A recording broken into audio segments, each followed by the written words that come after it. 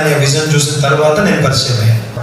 అలాంటి వ్యక్తిగత సంబంధం నేను వారితో కలిగి ఉన్నాను. అంతేకాకుండా ఇక నీళ్ళ గురించి అయితే అందరినీ పాస్టర్ గారు, ఈవెన్ లీనని కూడా పాస్టర్ గారు అని పిలుస్తుంది, కానీ నన్ను మాత్రం ఏమంటారు తెలుసా, అన్నయ్య అనాల్సిందే.